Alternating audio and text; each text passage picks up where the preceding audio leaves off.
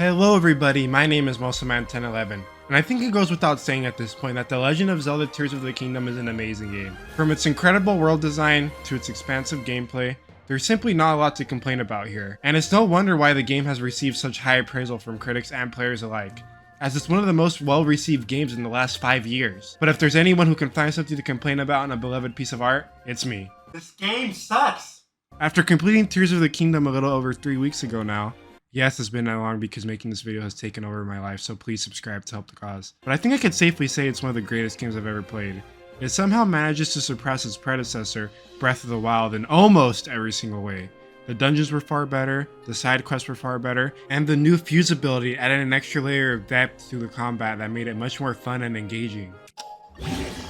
Now I got myself a real weapon. Hey Picoblin, wanna see my new toy? And that's not even mentioning the new Sky Islands and the Depths, which feel like their own respective maps added on to the basic Hyrule, which already got a lot of changes to make it feel like its own unique game. I could talk about how awesome this game is for hours on end, and I really mean it. Even though I'm going to talk about what I believe to be the single biggest problem with this game in this video, I don't want that to deter anyone from playing or enjoying their experience with the game. If you already enjoyed everything about the game, I don't really want this to change your mind. This is just me airing out my thoughts about things. But I truly believe this game is a work of art that every gamer should at least try at some point or another.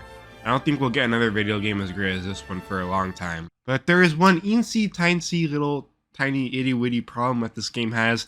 The story. Oh my god, it's so bad. This story is so poorly written that I genuinely wonder how it got the green light at all. It is a complete and utter mess in almost every single way, and I've never seen such a story have such cool ideas, yet completely missed the mark anyway. Oh fuck, never mind. And one very important thing to understand here is that I enjoyed Breath of the Wild's story, so my standards aren't exactly the highest here to begin with. May I ask, do you really remember me?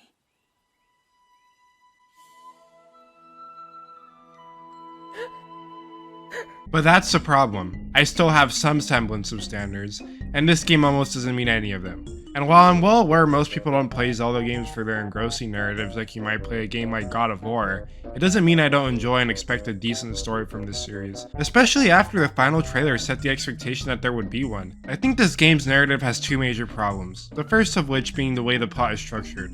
It is far too similar to Breath of the Wild, but it doesn't understand why Breath of the Wild's plot structure worked in the context of that game. Before I explain why I don't think the plot structure works here, it's important for me to explain why I do think it works in Breath of the Wild. Although I personally love Breath of the Wild's story, a lot of people don't like it, and this is for a variety of reasons, but I personally believe that a lot of complaints about Breath of the Wild's narrative largely stem to this one idea, and that idea is that Breath of the Wild sacrifices the linearity of a traditional Zelda game in order to create an entirely new and open experience. But by doing so, it also sacrifices the cohesiveness and effectiveness of its narrative. And while I do agree with the first sentence in this statement, I just fundamentally disagree with the second sentence. Breath of the Wild is very aware that its narrative is going to be disjointed and disconnected at times, but in order to combat this, Breath of the Wild does something that many games don't do. It tells you how the story is going to end as soon as it really begins. Before you even leave the plateau in Breath of the Wild, you know the major plot twist of the game. You already know how Hyrule failed to stop the calamity in spite of their best efforts, and because you know this piece of information, the rest of the story is really just piecing together how exactly Hyrule fell. For this reason, it's not as important you watch all the memories in the chronological order, because the story is told in such a way to no matter what order you watch the memories in, it's just as interesting regardless of that. You're finding your own way to piece together the downfall of Hyrule, and although this doesn't make Breath of the Wild's narrative as deep as something like Red Dead Redemption 2, it's more so the way that it's discovered that makes it so memorable. But it seems like Tears of the Kingdom just completely forgets this vital piece of information. The memories in this game feel a lot more connected than the previous game, and while some might prefer this, I feel like it does a huge disservice to how the world is designed in the first place. More so than Breath of the Wild, each cutscene relies on the knowledge of the previous one, and unlike Breath of the Wild, the memories all build up to a big plot twist that the player doesn't know this time around. And if you accidentally trigger a memory too early, you might just trigger something that's going to make no sense because the cutscenes feel much more bound together. In order to combat this, the game gives you a very clear indicator of which order you're supposed to collect the memories in, but I could still very easily see players missing this or activating a memory by mistake while exploring. I wonder what this memory is about. Oh damn it! Another thing that this game takes from Breath of the Wild are the dungeon cutscenes. And it seems like yet again, this game fails to understand what made Breath of the Wild's dungeon cutscenes work in the context of that game. Because this game is so open and you can just do anything at any time, you can't have certain story beats tied to each dungeon like you would have in older titles. So the remedy that Breath of the Wild had for this problem was to tell the story of each of the 4 champions falling to the calamity. Each cutscene tells you the exact same piece of information essentially, and although you would think this would be a dull or annoying thing, it's not. And the reason for this is because with each dungeon, you get insight into the personalities of the 4 champions and their relationship with Link.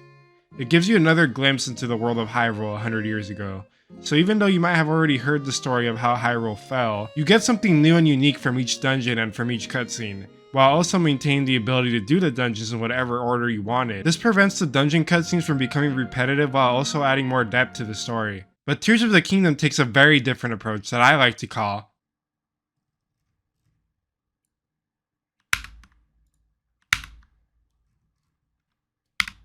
they'll never know. Each dungeon cutscene has almost no differences and instead regurgitates the same information to you 4 times. There is almost no difference between any of them, and it's a pain to sit through every single time. Oh hey, did you know that the sky is blue? Oh really, I hadn't noticed. Why not go into detail about Ganon's relationship with each of the tribes? How does presence affect each individual sage? I mean, I'll give the game this though. For the Lightning Temple, they do change things up a bit by referencing how Ganon convinced some of the Gerudo people into joining him on his conquest. But they only go into any detail about this very interesting subplot with a singular sentence. The ability to add some uniqueness to this cutscene from the other 3 was handed to them on a silver platter, but somehow they still managed to do absolutely nothing with it. Every sage acts like an NPC you'd find in a Bethesda game, and they have no unique personality or something interesting about them like the ones you had in Breath of the Wild. Tears of the Kingdom copies from Breath of the Wild's narrative structure, but doesn't understand why it works so well. Instead of feeling like a natural continuation to Breath of the Wild's story, it just feels like a worse rehash of it. But I wouldn't be here making this video if the only problem with this story was the way it was structured. I would probably still be displeased with it, but as long as the actual plot here was good, the lack of a cohesive narrative structure wouldn't really ruin what was there too much. But that brings us to my second and biggest problem.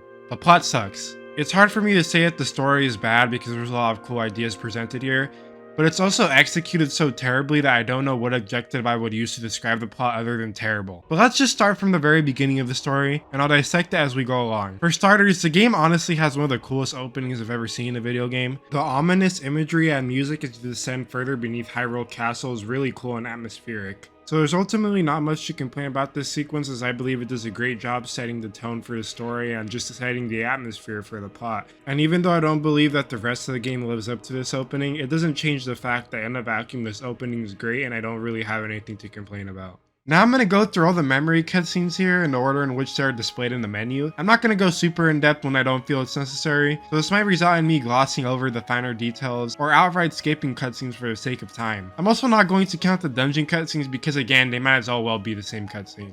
The first memory seems to take place a little after Breath of the Wild, as it showcases Link retrieving the Master Sword once again. The only important thing to know about this cutscene is that the Deku Tree tells us that the Master Sword's power can be increased by it being bathed in sacred power. The next 2 cutscenes show where Zelda went after she vanished. As it turns out, Zelda was transported to the very first kingdom of Hyrule. Now whether this means the game takes place before Skyward Sword or after is unbeknownst to me, and frankly trying to fit this game into the timeline is a whole nother can of worms that probably deserves its own video by someone who's way more knowledgeable about Zelda history than I am. But anyways, we learned that Ralu and Sonia were the first rulers of Hyrule, and that Sonia is related to Zelda. And the new gem that Zelda has is called a Secret Stone, which amplifies her powers. Secret Stones are a topic that are brought up like 18 times throughout the game because the game just really doesn't want you to forget what a Secret Stone is. Probably because they know how boring the name Secret Stone sounds. And also, can I just complain about how lame the name Secret Stone is for a second?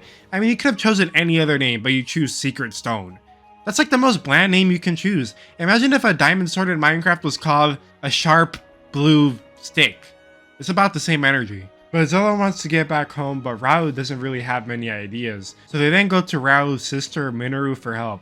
Long story short, Minoru also doesn't have any ideas. But she does mention that if Zelda eats her Secret Stone, she'll become an immortal dragon. but then she'll lose her heart and mind. She spends a good chunk of time explaining this because the writers don't know what the word subtle means. I'm assuming a good deal of time passes because then we see Ganondorf for the first time here, and oh my god does he look amazing. I really love the design here as it feels like a combination of all the previous versions of him before. Ganon then proceeds to send a large amount of monsters to attack what I assume is a Temple of Time. I mean, it's kind of hard to tell what exactly Ganondorf is attacking here and why. But it doesn't really matter because the 3 sages then proceed to nuke all the monsters without a sweat. But the next cutscene is where the true descent into insanity begins.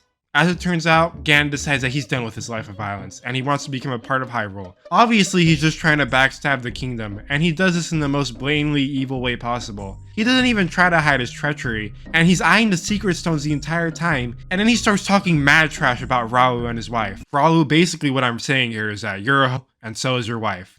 Have a good day, sir. Personally, I wouldn't let that slide, but Raulu doesn't seem to have a spine and just lets Ganondorf walk away after talking all that trash. Up until this point in the story, most of my complaints would be nitpicks, which is why I wouldn't really bother up bringing most of them here in this video. But there are these 2 lines of dialogue. Dialogue so stupid that when I heard it, I knew I had to make this video. And those lines are as follows. I believe that man's heart holds many dark ambitions.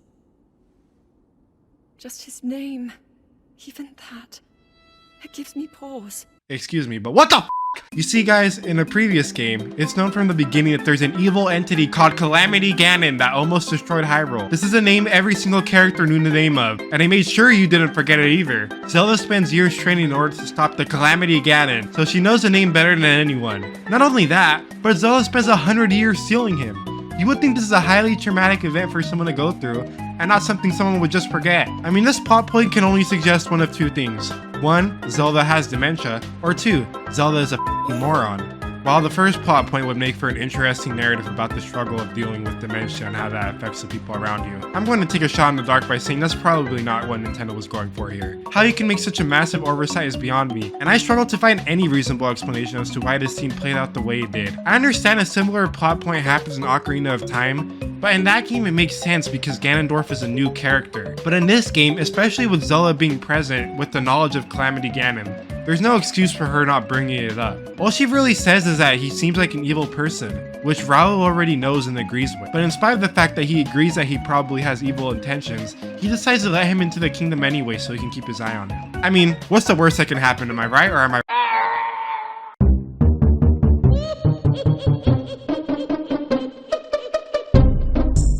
Dang, if only someone had the foresight to see something like this happening. What a shame. So after Sonia gets capped by Ganon, he steals her jewelry and turns into the Demon King. After gaining the Secret Stone, this allows Ganon to summon hordes of monsters and results in our heroes being forced into hiding. Raulu then gathers one member of each faction and gives him a Secret Stone in order to make them all sages. He does this in order to amass enough power to defeat Ganondorf. But while the 6 sages prepare to fight Ganondorf for the final time, Zelda has something important to tell Raulu. When I witnessed what the Secret Stone did to Ganondorf, at that moment, I knew for sure what we found underground, that was him, still powerful. He continues to live on, all the way until my time. And this is yet another example of this game making no sense because Zelda didn't seem to connect the dots that the person she found under the castle, which is where Calamity Ganon comes from by the way, was Ganondorf the entire time? I mean, she had all these obvious clues in front of her and she still couldn't connect the dots and figure it out? That's a major thing that makes this game so dumb because with the context of the previous game, Zelda spends so much time researching stuff that you would think she would be one of the smartest incarnations of her character throughout Zelda history. So why is she an absolute idiot here compared to the first game? Does she accidentally cut out chunks of her brain while it's cutting her hair? Regardless, the 6 sages then go to fight Ganondorf and then all get owned because the writers have shown that Zelda was probably too incompetent to know how to contribute anything meaningful during the battle. At this point you have to wonder if the reason why Ganondorf won was because he was powerful or because he was dealing with a whole bunch of idiots. Ganondorf then decides to do an emote to gloat his victory, but then forgets that there's a 1-second cooldown to pull his shotgun back out. But by the time he realizes, it's too late. Raulu then begins to seal Ganondorf, sacrificing himself in the process. This finally brings the game full circle to that very beginning cutscene, which is honestly really neat. Shortly after Raulu's demise, Zelda is at the Temple of Time when she sees something glowing in the distance. And wouldn't you know it, it's the Master Sword being sent back in time by Link during the first part of the game. This prompts Zelda to use her head for the first time in this entire game. realizing that she must become a dragon in order to deliver the Master Sword to Link so he can end Ganon once and for all. After collecting all the information and going to all 4 dungeons, Link learns that Ganondorf is somewhere underneath Hyrule Castle, and descends it once more to face him. This boss fight is honestly my favorite part of the game though. I love how challenging it was and how it felt like a final duel. And the dragon fight was such a spectacle that I almost made up for the disaster that was the rest of the story. But after the final boss fight, Zelda unfortunately turns back to normal, and the game has a happy end, which makes Zelda's sacrifice worthless in my opinion. Admittedly, this does lead to a very cool sequence with some great music.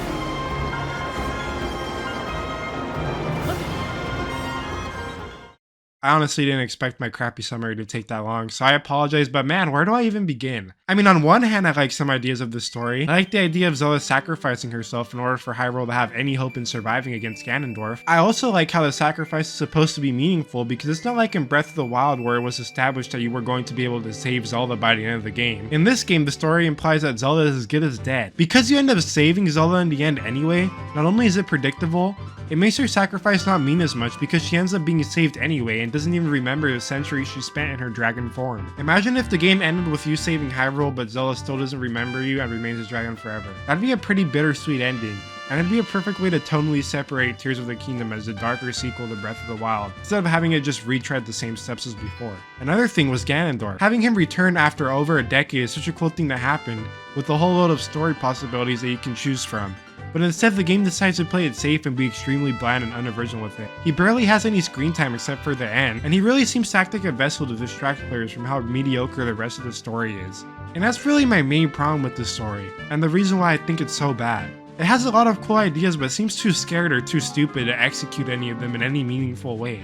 Not to mention the various plot holes in the narrative that are never given any worthy explanation. What happened to the Sheikah tech from the previous game? Where are the Guardians? Where are the Divine Beasts? I mean, you expect me to believe that they just cleaned all that stuff up after a couple of years when it was all over the map in the previous game? Why does this game feel so disconnected to Breath of the Wild in terms of the narrative? I could go on and on about stuff like this, but I feel like I don't have to at this point. For a game that has so much thought put into its gameplay and world, it feels like almost no thought was put into the story that those systems revolve around. It just copies old tropes without understanding why they worked in their respective titles, and any new ideas that are introduced are undermined by the story's unwillingness to be brave. I understand that creating a narrative in a game that's so open can be challenging, but it's not like it wasn't done before, and I just don't buy that you couldn't have done an even better job than the previous time here. And for a game that's created around the philosophy of you using your imagination to solve problems, the game seems weirdly afraid of you using any thought process at all to understand what is going on, and will often repeat plot points over and over and over just to make sure you know what is happening, even if what is happening is painfully obvious. Earlier I mentioned how the plot point of Zelda not being able to figure out who Ganondorf was didn't make any sense, but when you look through it through this lens, then it does make sense. The game doesn't trust you to make any logical conclusions about what is happening in the story, and it also doesn't trust its own characters in the story to make logical conclusions either. It instead opts to exposition dump every small detail, no matter how obvious it is, and treat you like a small child who can't understand what's going on. I know a lot of people don't care about the narrative in a Zelda game, and that's fine, but I do. Zelda games have some of the most unique stories I've ever seen told in the medium of video games, but if this is the quality we can come to expect from open world Zelda, then I don't want Zelda to be open world anymore. Oh god damn it.